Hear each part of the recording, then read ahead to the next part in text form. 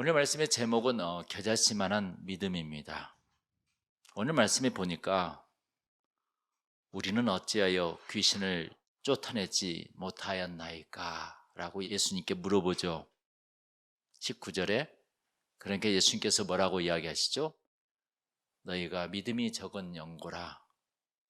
겨자씨만한 믿음이 있다면 우리가 못할 것이 없느니라, 이렇게 말씀하셨습니다. 제자들에게는 그러한 겨자씨만한 믿음이 없었을까요? 우리에게도 겨자씨만한 믿음이 없는 걸까요? 우리에게 그런 믿음이 없어요. 우리가 생각하는 믿음과 다른 것일까요? 그러면 오늘 말씀에 믿음은 무엇인가가 나오게 됩니다. 여기 오렌지가 있어요. 오렌지를 개미들이 볼 때는 이렇게 공처럼 보이지 않고 종이처럼 납작하게 보입니다. 왜 그러죠? 그들은 3차원의 입체를 볼 수 없고 2차원의 평판만을 볼 수 있기 때문이죠. 그래서 개미는 모서리로 다니거나 아니면 횡단할 때는 줄을 지어서 다닙니다. 그래야 집에 다시 돌아갈 수가 있대요. 이 원리가 바로 내비게이션의 원리였대요. 잘 생각해 보세요. 개미는 보지 못해요. 이렇게 보여요. 평판으로. 그러면 개미의 생각과 이성은 잘못된 거예요? 잘 된 거예요? 이렇게 보지 못하니까 잘못된 거죠. 그렇죠? 개미가 그러면은 올바른 대상을 보려면 제일 먼저 무엇을 해야 할까요? 눈을 떠도 볼 수가 없어요. 눈을 감아도 볼 수가 없어, 이것을. 입체를 그대로. 그런데 개미 앞에 있는 인간이 있어요. 그 인간은 개미와 대화할 수 있다고 생각해 보세요. 가정한다면 어떻게 하면 돼요? 먼저는 내 생각을 버려야 되겠죠. 그렇죠? 자기가 보거나 생각하는 이성을 먼저 버려야 된다는 거예요. 그리고 그 사람이 개미에게 말하는 사실을 그냥 믿으면 되는 거예요. 무슨 말씀인지 알겠어요? 개미 같은 인간들은 이 하나님을 믿기 전에 먼저 이해하려고 그래. 자꾸 우리가 무엇인가를 배우려고 그래. 하나님을 이해하려고 그래.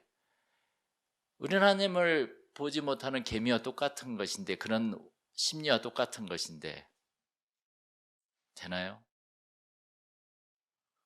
그러니까 나에게 믿음이 생기지 않는 것이죠. 믿음은 나로부터 시작되지 않아요. 누구로부터 시작되죠? 바로 하나님으로부터 시작되는 거예요. 그러면은 내가 하나님을 보지 못하고 하나님을 그리지 못하고 아무것도 모르는데 어떻게 믿어요? 믿으면 되는 거예요. 여러분, 오늘 중국에서 동계올림픽이 열리고 있는데 여러분, 중국도 안 가봤어요? 안 가봤는데 어떻게 알아?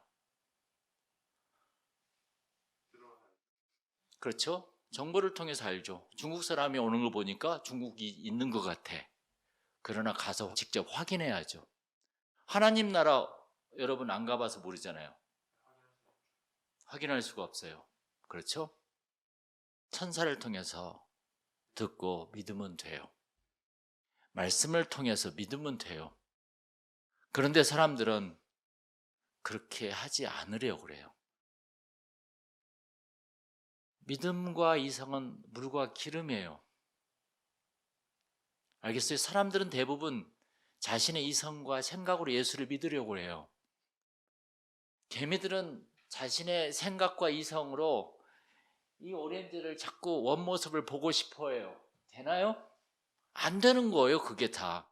그러면 믿음이란 무엇일까 한번 우리가 귀결해 보자고요. 믿음은 나의 생각과 이성의 밖의 존재예요. 그래서 제가 주보에 썼죠. 내 이성, 영역, 내 생각 밖에 있어요.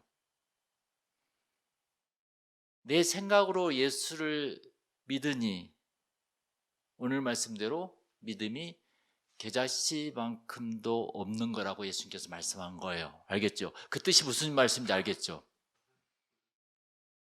인간에게는 두 개의 눈이 있어요. 이성의 눈과 믿음의 눈. 그런데 사람들은 한 개의 눈만 있대. 그래서 X축과 Y축 두 개를 그으다 보면 함수가 나오죠. X축은 믿음의 눈이고 Y축은 이성의 눈이라고 생각해 보세요. 그러면 정확한 하나님 나라의 공간이 형성이 되거든요. 그런데 우리는 학교에서 이성의 눈만 배웠다니까요. 믿음의 눈은 어디서 배워요? 교회에서 배워야 하는데 교회가 자꾸 성경 공부를 통해서 또 이성으로 하나님을 가르쳐 주려고 그래. 그래서 제가 어린 아이들한테는 절대 그렇게 하지 말라고 나는 아예 단절해요. 제발 교리 가르치지 말라고. 너의 하나님의 체험을 이야기해주고 성경 말씀을 그대로 읽어주고 그들의 느낌과 사랑과 헌신 자체를 여기에서 그대로 서로 가운데 하나 정해놓고 그렇게 일주일 동안 살면 되는 거예요. 인간은 영혼이 있기 때문에 느끼게 돼 있어요. 하나님과 관계를 형성할 수가 있어요. 기도하는 것을 가르쳐주고 헌금하는 걸 가르쳐주고 예배 드리는 걸 가르쳐주고 이게 성경이 뭐라는 것만 가르쳐줘도 그들은 스스로 알아서 한다니까요. 그게 바로 선진국식의 성경 체험 방법입니다. 이게 사람은 보는 것으로 마음이 생기고요. 마음이 있어서 보는 게 아니에요. 절대. 코끼리 밧줄처럼 아는 것으로 선입관이 생깁니다. 선입관이 먼저 가져진 다음에 아는 것이 아니에요. 여러분, 제가 한 예로 들어볼게요. 제가 1시간 동안 야동을 봤다고. 야동 알죠? 야동을 보고 밖을 나갔다고 생각해 보세요. 먼저 들어오는 것은 여자나 남자의 육체가 먼저 들어오게 돼 있어요. 왜? 내 안에 야동이 작용하니까. 이처럼 사람은 자기 안에 있는 것으로 보이게 되어 있어요. 자기 안에 있는 것으로 보게 되어 있어요. 내 안에 예수가 들어와야 선한 것이 보입니다. 저는 믿음은 내 안에 예수가 들어오는 것이라고 단정할 수가 있습니다. 할렐루야. 내 안에 내 생각을 버리고 예수가 들어오면 믿음이 생겨요. 절대 내 이성으로 예수를 못 믿어. 내가 예수를 이성으로 믿었다면 내 이성으로 구원도 받을 수 있고 회개도 할 수 있겠죠? 그래서 예수가 나를 움직이는 것, 그것이 믿음입니다. 인간은 절대 죄인이기 때문에 예수를 믿을 수가 없는 거예요, 내 이성으로. 오늘 그것을 예수님께서 이야기한 거예요. 겨자씨만한 믿음이란 것을 오늘 그렇게 이야기한 거예요. 여러분 19절, 20절을 볼까요? 이때 제자들이 종용히 예수께 나와 가로되 이야기했어요. 우리는 어찌하여 쫓아내지 못하였나이까? 가라사대 너희 믿음이 적은 영혼이라 진실로 너희에게 이르노니 너희가 만일 믿음이 한 겨자씨만큼만 있으면 이 산을 명하여 여기서 저기로 옮기라 하여도 옮길 것이요 또 너희가 못할 것이 없으리라. 할렐루야. 인간이 가지고 있는 믿음은 겨자씨보다 적다고 예수님께서 말씀했어요. 제자들은 이성으로 주님을 믿었어요. 어리니까. 자신의 생각으로 주님을 믿었어요. 그러니 마음에는 세상의 출세와 자신의 성공이 가득 차 있었죠. 예수님은 그러한 믿음을 겨자씨만도 못하는 믿음이라고 이야기했던 것입니다. 믿음이 돼요? 안 되죠. 내 이성과 믿음은 물과 기름이라니까요. 내 안에 성령이 들어올 때 믿음이 생기는 것입니다. 용기와 힘이 생기는 거예요. 그때부터. 그 전에는 제자들이 예수님을 부인하고 십자가 앞에서 다 도망쳤다니까요. 아니, 예수님을 직접 만나서 예수님을 대면하고 예수님 말씀을 듣고 배와 자기 부친을 다 버리고 예수님을 따랐음에도 불구하고 베드로는 예수님을 3번 부인하고 도망갔다니까요. 왜 그랬을까요? 성령이 없는 믿음은 율법을 행하는 바리새인들의 믿음과 같아요. 그게 이성적인 믿음이에요. 그러면 제자들에게 이 겨자씨만한 믿음이 언제부터 생기기 시작했을까요? 여러분 성경에 한번 잘 생각해 보세요. 언제부터 생겼죠? 사도행전에 예수님께서 부활 후 성령이 임하고 나서 제자들이 예수 운동을 할 때는 사도행전부터였었어요. 성령으로 예수가 내 안에 들어와서 나를 움직이는 것이 믿음이기 때문에. 내가 믿는다고요? 천만에요. 인간은 절대 예수 못 믿어요. 예수님이 우리를 믿어줬을 뿐이지. 그러면은 어떻게 인간이 믿나? 딱 한 가지 방법, 성령이 와야 돼요. 인간의 이성과 인간의 생각과 인간 머리로 절대 예수 못 믿어. 내가 그것은 확실합니다. 믿었다가도 그 다음날 없어지고 돌아서면 없어져요. 그렇게 믿는 것은 아마 재물 때문에 믿었을 거예요. 내 사업이 잘 되기 위해서 믿었을 거예요. 그거 믿음이 아니라니까요. 나를 누가 움직이는 것인가가 참 중요해요. 예수님이 나를 움직이면은 믿음이 있는 기도가 돼요. 내가 목표를 세워서 예수를 움직이려는 기도는 이성적인 생각이라니까. 어떻게 예수님을 우리가 컨트롤할 수 있겠어요? 내 안에 예수가 있는 것이 믿음이고 내 안에 예수가 없는 것이 뭐라고요? 죄라는 거예요. 그래서 요한복음 16장 9절에서는 뭐라고 말씀했는가 하니, 죄에 대하여라 함은 그들이 나를 믿지 아니함이요 라고 이야기했어요. 빛이 어둠을 쫓아내요. 믿음이 귀신을 쫓아냅니다. 그런데 왜 우리는 예수를 믿는데도 귀신을 쫓아낸 것이 약하고 행위가 약할까요? 맨날 안 된다고 할까요? 내 생각으로 예수를 믿으니까. 이 생각을 쫓아내야 돼요. 예수가 들어오게 해야 돼요. 성령이 와요. 내가 어떤 여자를 사랑했어요. 20대 때. 진짜 홀딱 반해서 사랑하기도 했어.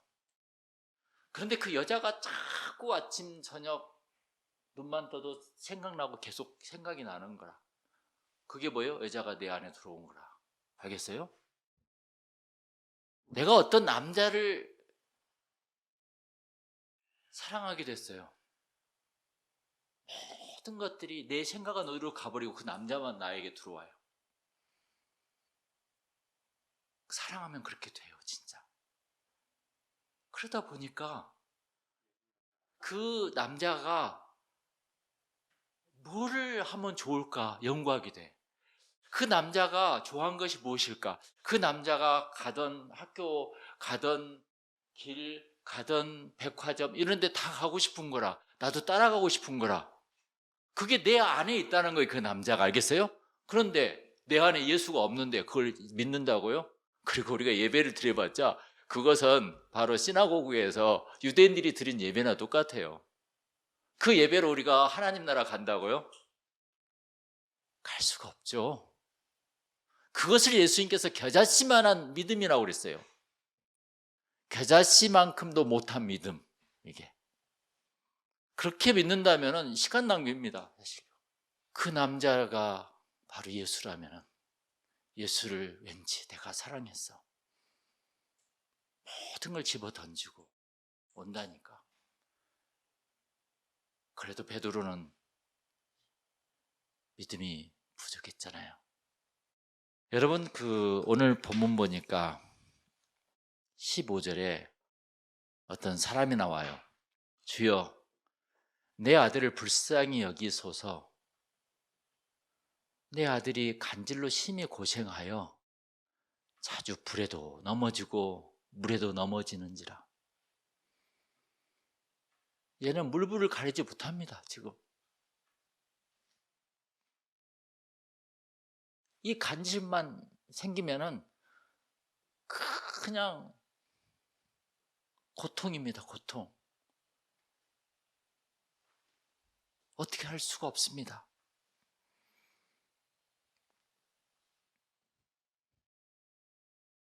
그러니까 내가 주의 제자들에게 데리고 왔으니 능히 고치지 못하더이다.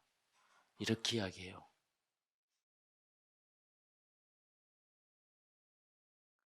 예수님께 물어본 거예요. 제자들도 못 고쳤어요. 그러니까 이 사람도 보니까 이 사람의 마음에는 예수는 없고 그 마음속에 간질병 걸린 아들로만 꽉 차 있어요. 여러분, 부모로서 아들만 꽉 차 있는 사람이 있죠? 예수가 없어. 이 사람이 예수님께 온 이유는 예수를 믿어서가 아니라 오직 자식을 낳게 하기 위해서입니다. 제자들도 예수님의 이적과 기적을 매직으로 착각했던 거예요. 사실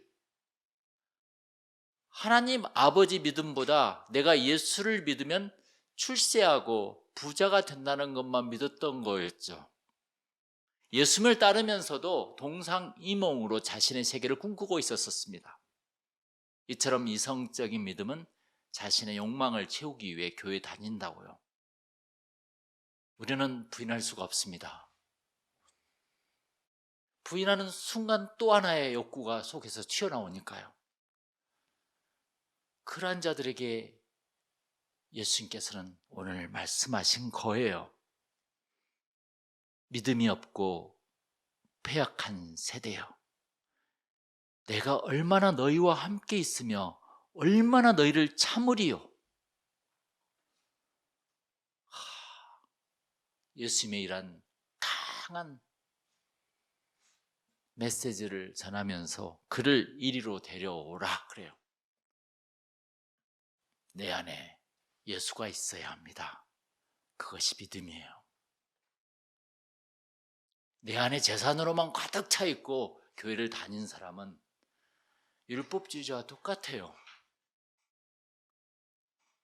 정말 내가 예수를 사랑하고 예수를 선택하는데 내가 모든 것을 버릴 수 있을 정도로 나의 우선순위가 돼 있을 때 그게 믿음입니다.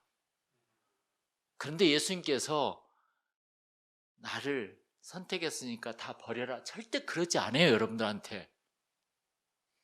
그래, 너희가 나를 선택했으니까 내가 네 사업을 맡아주마. 이러실 거예요. 여러분, 이성과 같은 인간의 마음은 무엇인가? 그러면 인간의 이성은 왜 있어요? 생각을 없애버리지, 처음부터. 하나님께서 이 이성을 어떤 도구로 쓰려고 했던 거 아니? 심부름꾼으로 쓰고 싶었던 거예요. 주인이 아니라. 그런데 지금은 이성이 딱 내 안에 들어서 내가 주인이야.